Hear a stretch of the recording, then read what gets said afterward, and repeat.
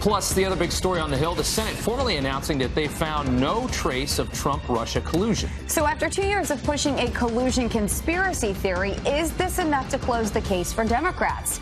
And ripped from the headlines, literally. Yeah, it's a vulgar anti-Trump cartoon that upset many readers across the country. Fox and Friends First continues right now.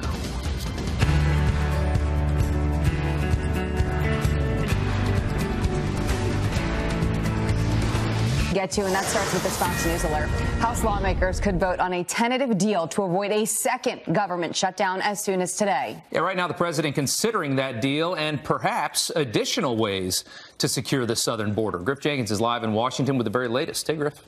Hey, Rob and Julia, good morning. You know, he wrote a book about the art of the deal. Excuse me. Now it's all eyes on whether he will sign a compromise deal that falls well short of funding his border wall, and it's one that he doesn't necessarily like. I can't say I'm happy. I can't say I'm thrilled.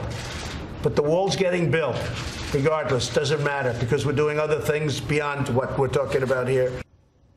Now, exact language of the bill is still being worked out, but at the core, you've got this, $1.375 billion for 55 new miles of border barrier construction. Democrats claiming a 17% decrease in ICE detention beds. Top Republican Senate negotiator Richard Shelby talked to the president and says he may be warming up to the idea of taking some money as a start and avoiding another shutdown. I said, Mr. President, this is only a down payment on the wall. I said, you know, they said you weren't going to get any money. We did get you some money. We got 55. Now, the president says he'll make up the rest of the money from other parts of the government through a process called transfer authority. But Senate Minority Leader Chuck Schumer says not so fast. As for moving around the money, he needs congressional permission to do it. He doesn't have the authority to do it without House permission. And the president must contend with pressure from conservative voices within his own party opposed to the deal. Now, that clock's ticking down to midnight Friday, guys. We expect a bill today and possibly voting as early as today, more likely tomorrow. Guys? Yeah, Louis Gohmert's going to break a lot of this down for us here in about 10 minutes. Griff, thank you so much. Thank you. And as lawmakers negotiate security, agents just made a major bust on our southern border. More than 300 migrants caught illegally crossing into the U.S. in New Mexico. Most of them are families or unaccompanied children from Central America. More than 600 migrants have been captured on the New Mexico border just this week. Vice President Mike Pence rips Congresswoman Ilhan Omar's apology for accusing a lobbying group of paying members of Congress to support Israel. Pence tweeting, quote, Ilhan Omar's tweets were a disgrace and her apology was inadequate. Anti-Semitism has no place in the United States Congress, much less the Foreign Affairs Committee. Those who engage in anti-Semitic tropes should not just be denounced. They should face consequences for their words. And the president actually called for the Minnesota Democrat to resign. One of the women accusing Virginia's lieutenant governor of sexual assault speaks out at Stanford University. Dr. Vanessa Tyson taking part in a panel at the symposium on the Me Too movement. When we hear someone else's story, you know, there's a beauty in it in the sense that you know you're not alone. I think that most survivors suffer from this, you know, this isolation of feeling that, you know, we're alone, that no one will ever believe us. Her lawyers sending a letter to Virginia's General Assembly saying she's willing to cooperate with any effort to investigate her claims against Justin Fairfax. All right, there is no evidence of collusion between the Trump campaign and Russia. The Senate Intel Committee releasing those findings in their latest report. Todd Pyro joins us live as some Democrats insist the investigation isn't over yet. Todd. You didn't think they'd agree on this, guys, did you? After conducting 200 witness interviews and reviewing more than 300,000 pages of documents, the Russia probe may finally be seeing the light at the end of the tunnel. The Senate Intel Committee concluding there is no direct evidence of the Trump campaign colluding with Russia during the 2016 election. Chairman Richard Burr doubling down on the report. Well, I'm not sure how to put it any clearer than I said it before. We have no factual evidence of collusion between the Trump campaign and Russia. President Trump retweeting this news report on the findings, saying To our colleagues across the street, thank you to MSNBC. But the report now causing a partisan rift between Burr and the top Democrat on the committee, Mark Warner, the Virginia Dem, telling CNN, quote, respectfully, I disagree. I'm not going to reach any conclusion until we finish the investigation, and we still have a number of key witnesses to come back. Former CIA Chief John Brennan also appears to not want to put the collusion narrative to rest. The special counsel's team, I'm sure, has so much more information. We should be willing to accept whatever Robert Mueller comes out with. I am confident he has had access to a lot more than the Senate or the House Intelligence Committees. One of those key witnesses Democrats are hoping to hear from is President Trump's former lawyer, Michael Cohen, but he's postponed his testimony once again.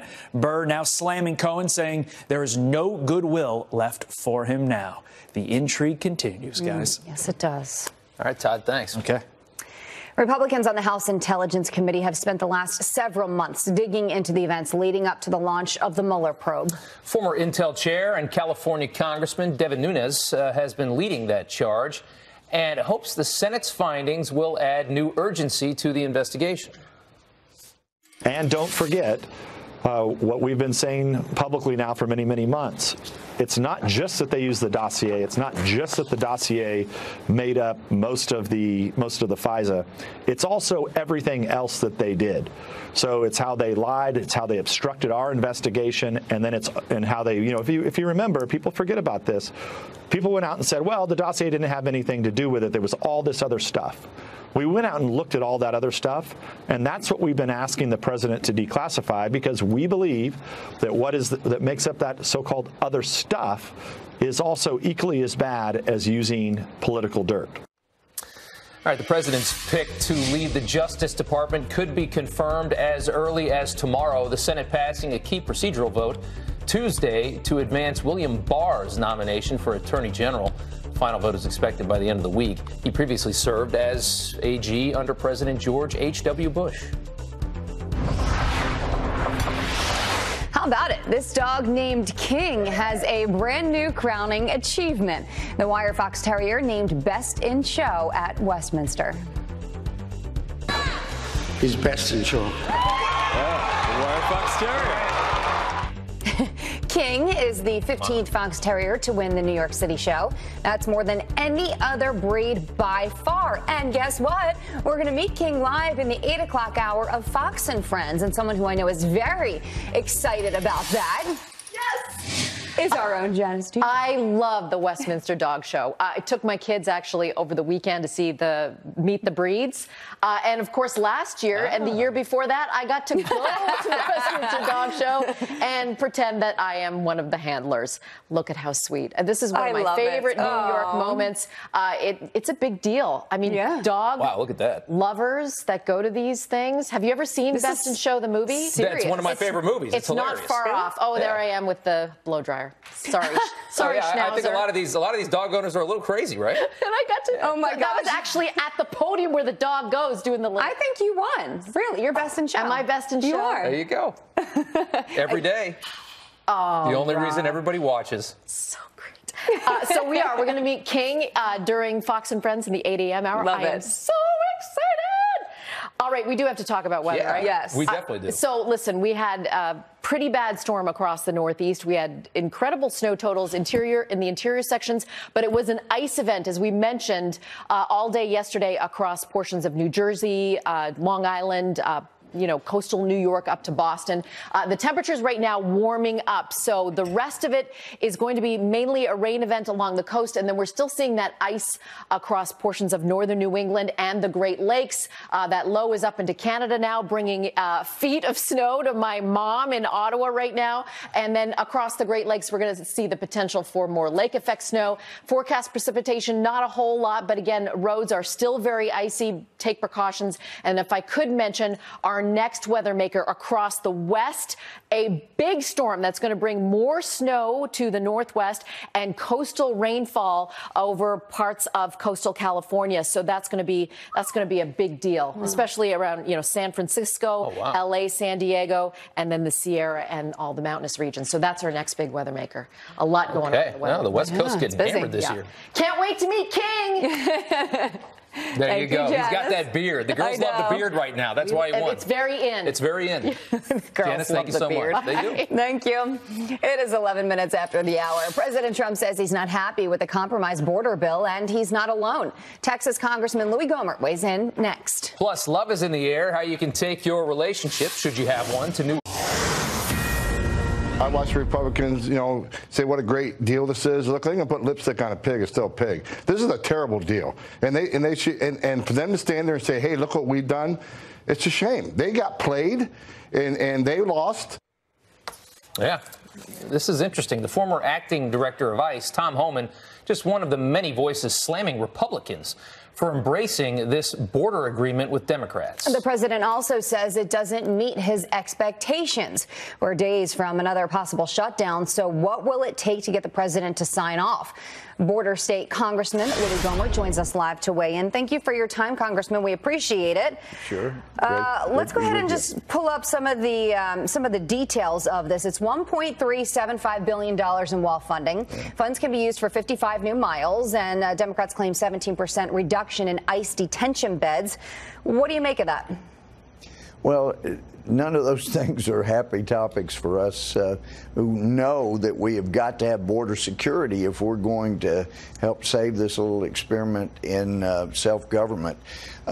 So that's on the downside. And we have to remember, though, we're not in the majority. And I think, and I was telling back in September, look, guys, you want to keep the majority? Let's get some wall funding in there now and get it passed before the election. And that was met with crickets. Yeah. But we didn't get it done, and now we're faced with Nancy Pelosi as Speaker, who has famously said not any money, well, maybe $1 for a wall. Well, guess what?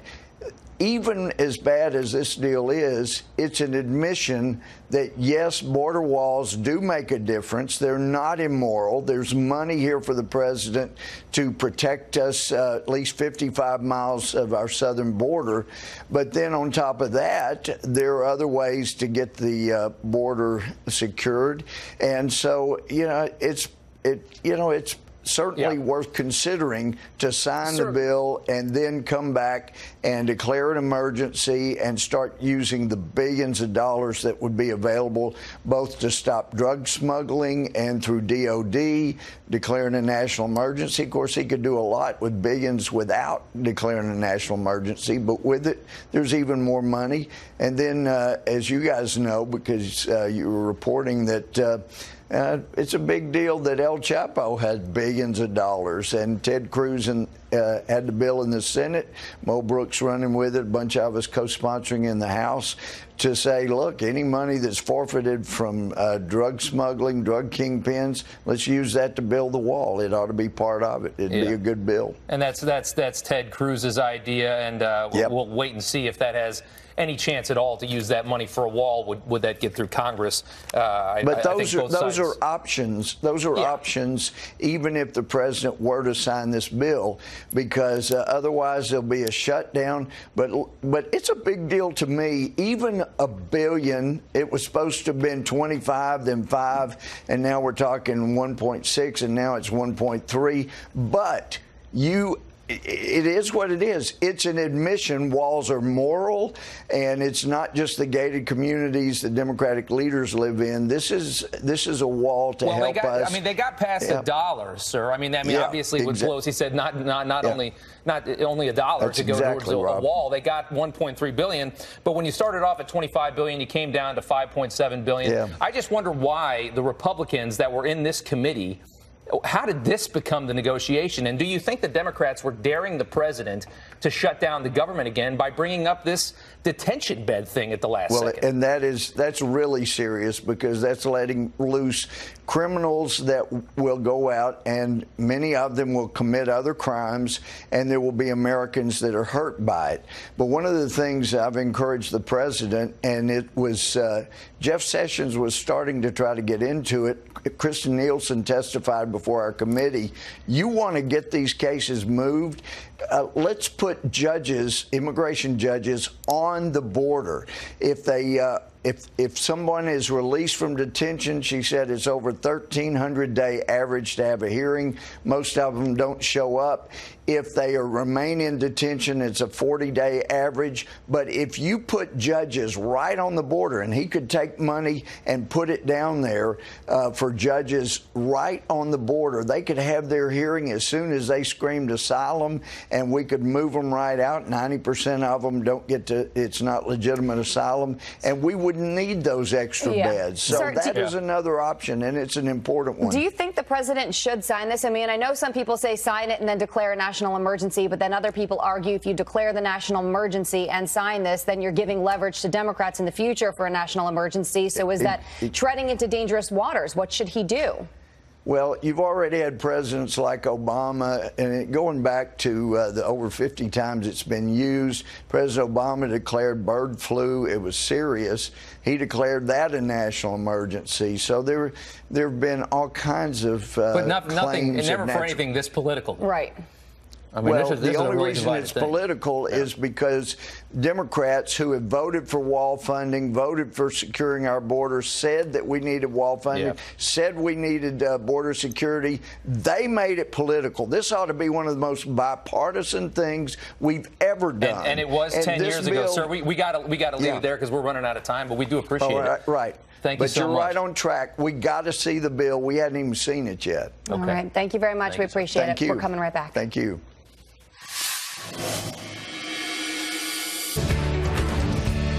Good morning and welcome back. Joe Biden and Bernie Sanders are the leading Democratic candidates for president, and they're not even in the race, at least not yet. A Morning Consult poll finding that former Vice President Biden is the big favorite at 29% among Democratic primary voters nationwide.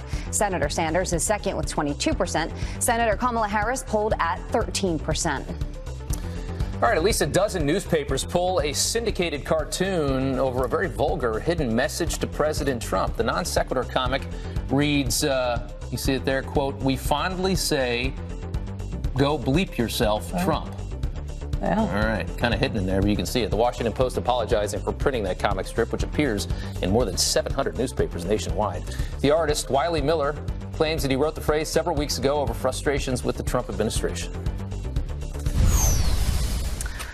Well, this is not good news, Tracy. Shopping at Whole Foods could soon cost you a lot more. They already call it whole paycheck. Tracy Carrasco from our sister network, Fox Business, is here to explain. We'll call it whole mortgage now. Yes, seriously. It was already expensive to shop at Whole Foods, but now shoppers are seeing prices go up even more. Customers paying more for things like ice cream, soap, crackers, olives, even cookies. Those prices all going up. More than 550 products are seeing a price increase on average by about 66 cents. Now, the Wall Street Journal viewed some internal communications which cited rising costs for packaging, ingredients, and transportation. So, of course, those costs then being passed on to us, the consumer. And back when Whole Foods was purchased by Amazon in 2017, we saw Amazon slashing some of those prices. It seems those days might be over. Yeah, but you know what? Every time I went, because I'm an Amazon customer, I would always give them my Amazon Prime, and it would be like, you saved 10 cents. Nothing. I agree with you there. All right, let's talk about saving when it comes to airfare, maybe? Hopefully. Yes, just in time for Valentine's Day. Maybe you want to book a trip for you and your Valentine, head out with your friends, or take a trip by yourself. Several airlines offering some special deals. Until February 21st, Southwest Airlines offering a month of love sale with fares starting at $49 one way. JetBlue has an I Love Saving sales, $49. Also, one-way tickets there. And Allegiant Air, $33 you can fly somewhere. So take a look at all those and book a trip. All right. Albuquerque to El Paso next Tuesday. Only $33. Let's go. What a deal. All right. Thanks, Tracy. Thanks. 26 minutes after the hour, they say a picture's worth 1,000 words. This one might be worth even more. The boys going viral for honoring the American flag. And they join us live with why it was important to them. Based on what you've heard of the plan, would you say you view it favorably or unfavorably? I view it favorably. I think that we need to cut our reliance on fossil fuels. It's definitely a great idea. I like that it's progressive. I like that it is. Young voters changed their tune on the Green New Deal, but only after Cabot Phillips explained exactly what was in it. You're going to want to hear this. All right, welcome back, and a look at our top stories this morning, starting with a Fox News alert. House lawmakers could vote on a tentative deal to avoid a second government shutdown as soon as today. The agreement reached in principle includes just $1.375 billion in funds for the wall. Republican Senator Richard Shelby calls that, quote, only a down payment on the wall.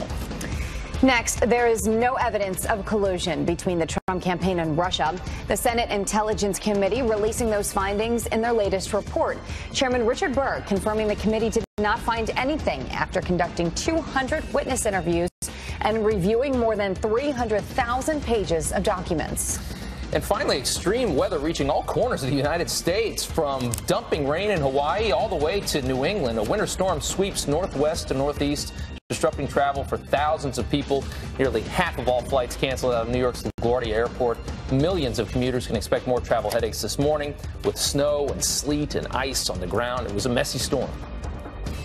Yes, it was. The Senate passes a massive public land and conservation bill. The bipartisan legislation restores the Federal Land and Water Conservation Fund, protecting hundreds of miles of rivers and trails.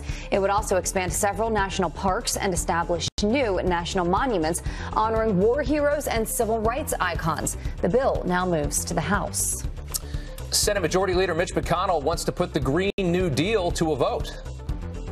We're going to be voting on that in the Senate. We'll give everybody an opportunity to go on record and see how they feel about the Green New Deal. Yeah, they want that stamped. How do you feel about it? Congresswoman Alexandria Ocasio-Cortez unveiled this massive proposal last week, which would drastically cut carbon emissions eventually to zero, and initially was slated to give economic security to all, including those unwilling to work. Also provides Medicare to all as well. Democratic presidential hopeful Amy Klobuchar downplaying the Green New Deal. I see it as a jumpstart. So I would vote yes. We are not going to get rid of all of these industries right now. We just need to start as a country seeing it as an aspiration to do better than we're doing now. In a Fox News interview, the moderate Minnesota senator admitted that parts of the deal, like reducing air travel, won't happen anytime soon. She did, however, say she'd like to see the U.S. get back into an international climate change agreement and use more clean energy. There you go. Well, as pundits and politicians weigh in on the Democrats' Green New Deal, but what do young voters think about it? Based on what you've heard of the plan, would you say you view it favorably or unfavorably? I view it favorably. I think that we need to cut our reliance on fossil fuels. It's definitely a great idea. I like that it's progressive. I like that it is going to push the world forward in the way we need to be. Knowing like who's endorsed it and just like some like little things, it sounds great. I think if we didn't do that, then we're going to be killing ourselves, basically. Got it. Campus Reform Media Director Cabot Phillips spoke with those students and says their tunes changed a bit once he explained what's actually in the proposal. And he joins us live this morning to explain. Obviously, the proposal sounds great. It's very pie in the sky, perfect world. But you gave them the real lowdown. What did you say, Cabot? Yeah, I walked them through exactly what was going to be in this deal that they were very quick to endorse and very quick to say would be helping our country. I told them about how the initial plan at the time was saying it was going to be giving financial support to those unwilling to work, how it was planning to essentially do away with the air industry as well as coal, oil, natural gas. Listen to these students. They actually thought I was kidding when I walked them through some of the basics of the plan. Listen to these clips of how their views changed after hearing that. The plan says within 10 years, we're going to completely outlaw coal, natural gas, and oil. I think we need those things to live. If you're unwilling to work, we will still supply help for your salary. I don't think that the people who are contributing should pay for you. Eliminating almost all air travel with high-speed rails. We've come so far to get to this point where we are right now. To say, oh, we have to get rid of it in 10 years seems a little too much to me. It goes on and on. There's student after student saying, well, I guess now that I know what's in the plan, maybe this doesn't make sense. And I think that so much of the left pushing these socialist ideas, as we've covered at the Leadership Institute's Campus Reform, is all about this idea of socialism being compassionate. And so many people think that it's actually helping people. Policies like this are compassionate because of the opportunity and equal outcome they offer to everyone, not realizing how destructive it's been throughout history. And also, I think there's a certain element of social pressure here where a lot of young people hear the word green. And anytime you throw the word green somewhere, students are afraid, and many young Americans are afraid to oppose anything because they don't want to be labeled as anti-environment, anti-climate. And I think that is also an element in getting so many people to support this bill. Yeah, I think you're right. The word green, you actually heard one of the students there use the word progressive. What do you think it is about the Democratic Party right now, and maybe some of the younger folks in the party in particular, that's really latching on to these students? Well, first, I do think it has a lot to do with how it's being sold as compassionate. I think many young people view these ideas as free everything, not as unrealistic, but as being something that's helping people. Sadly, I think a lot of that stems from a lack of history and a lack of realization of what socialism has actually done throughout history. And also, I think it's important to remember that these elements of the Democrat Party, these more far-left socialist elements, are no longer fringe on the left. Maybe it's easy to view them as something to laugh off, but this is a serious issue now. We have legitimate people, Cory Booker, Elizabeth Warren, and Kamala Harris, all endorsing these things, legitimate 2020 candidates. These are no longer issues. These socialist policies that are on the fringe, they are now in the mainstream of the Democrat Party. I think people on the right need to begin to take them seriously and substantively have solutions for them, and not just laugh them off as these crazy socialist ideas. Even though they are crazy, not just laugh them off as something that could never latch on and gain support here. Yeah, well, socialism creeps up because it sounds so good. It does. It sounds more fair and it sounds kinder, but the reality sometimes can be very much different. Cabot, thank you so much. We appreciate it. Absolutely.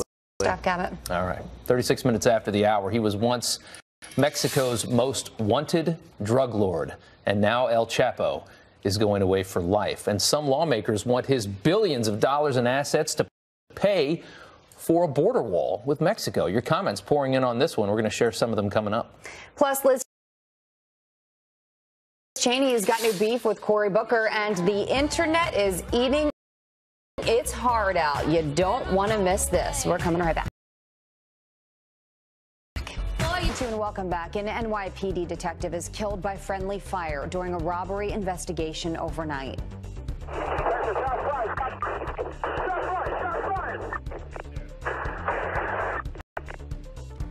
Detective Brian Simonson shot in the chest as he tried stopping a gunman inside a T-Mobile store in New York City.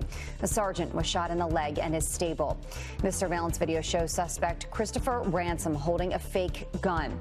He was also shot and is in stable condition. Detective Simonson leaves behind a wife and 2 children. Next month would have marked his 19th anniversary on the force. A former American Idol contestant is accused of trying to deliver almost 2 pounds of drugs.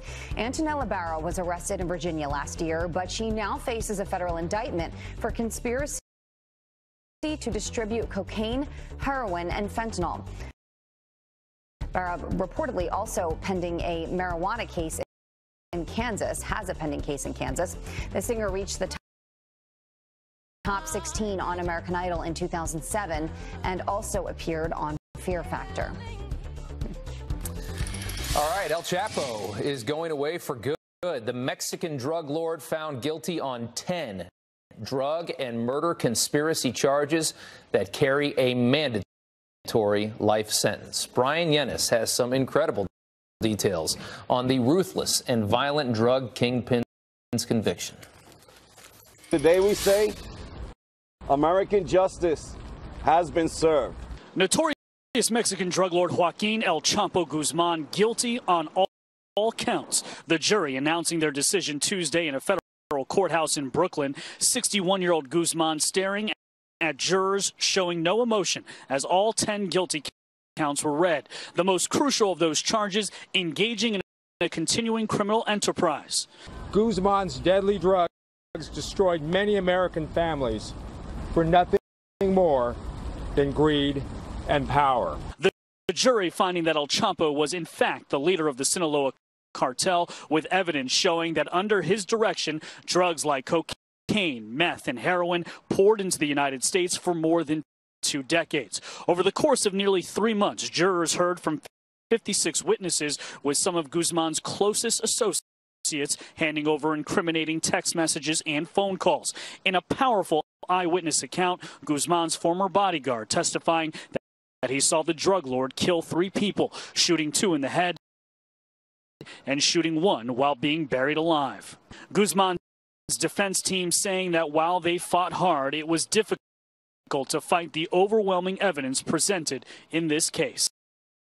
The fight is not over. We'll continue to fight for Joaquin Guzman until our last breaths. Guzman, who managed to evade authorities for years, even breaking out of Mexican prisons twice, will now spend the rest of his life behind bars. It is a sentence from which there is no escape and no return. Guzman is set to be sentenced on June 25th. In New York, Brian Yennis, Fox News. It is quite a story, and the Justice Department is seeking $14 billion in assets from El Chapo. Senator Ted Cruz suggesting that the feds use all of that money to build a southern border wall. Wouldn't that be interesting? Wouldn't that be interesting? What do you think about that? $14 billion. Comments flooding our social media platform. And Jolene on Facebook says, yes, poetic justice at its finest. One viewer on Instagram says, without question, the United States made him rich in the first place, so it's actually our money anyway. And Joyce on Facebook says, yes, Mexico will finally pay for the wall. I mean, stay tuned. We will see how this continues to play out. Fascinating. $14 billion off drugs. That's a lot of money. 44 minutes after the hour. They say a picture is worth 1,000 words, but this one could be worth even more. This is a great story. The boys going viral for honoring the American flag. They join us live next with why this is so important to them.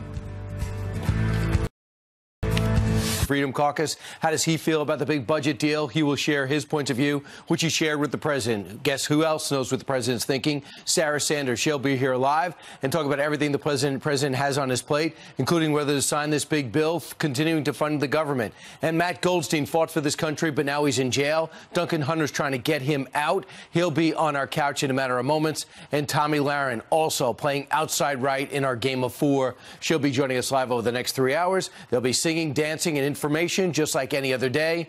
Now back to you. He's got the red, white,